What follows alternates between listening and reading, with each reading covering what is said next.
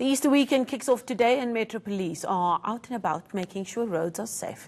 Police spokesperson Parboo Sewpersad took us through how Durban's planning for the influx of visitors expected at the weekend.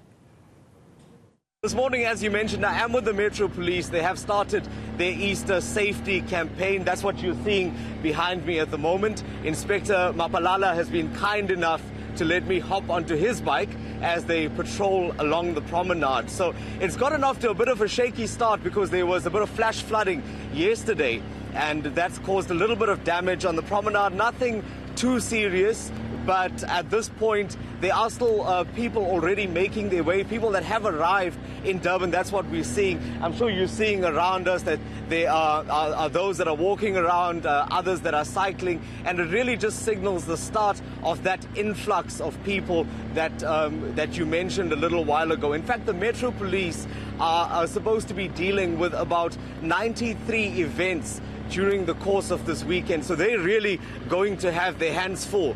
And I was talking to Senior Superintendent Parboo Sewpersad. He's actually in the vehicle here next to me, and he was telling me that part of their focus during this weekend will be on road safety and ensuring that those that visit the city stay in line. Senior Superintendent Parboo Sewpersad here. It's already started, your road safety campaign, your security campaign for the Easter weekend. We already saw an accident on the N3 a little while ago. What are we expecting for visitors over the coming few days? Good morning, Dawson.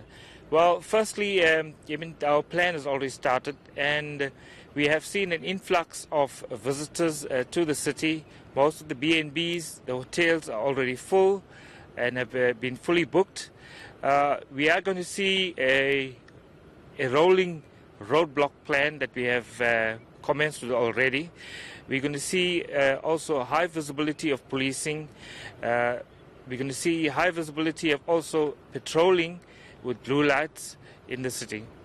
And drunken driving still remains a problem. Recently, the Transport Minister was in the province as well, saying that that is part of the Easter campaign to ensure that drunk drivers are pulled off the roads. Yes, drunken driving is still a problem. We are requesting that the National Prosecution Authority looks at harsher sentences and impose these harsher sentences on the drivers that are drinking and driving. I mentioned a little while ago that the Metro Police will be dealing with about 93 different events over the course of the weekend. Just what are some of those events? We know a lot of it is religious, but if you can just take us through what visitors will be doing when they're in the city this weekend. As you know, Durban is the capital for hosting events, and we have planned more than 93 events in the city with other role players.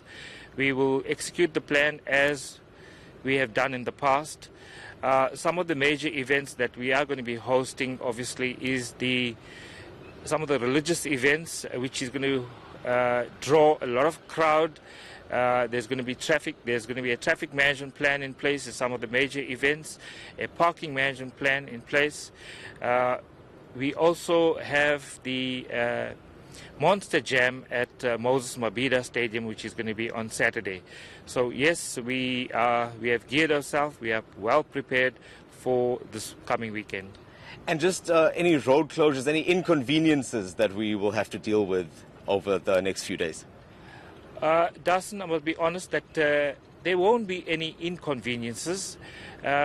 People will have to ensure that they have alerts on the phone in terms of traffic management, closures, also traffic information that comes through to them on their phones, and they need to keep abreast with the electronic media.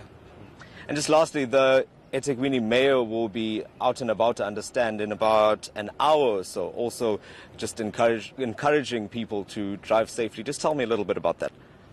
Yes, the eThekwini mayor has embarked on a road safety program, and they are actually going out to the long-distance taxi ranks in the Durban area and going to talk to the drivers, talk to the passengers, and ensure that their safety to their destination or their homes is in place.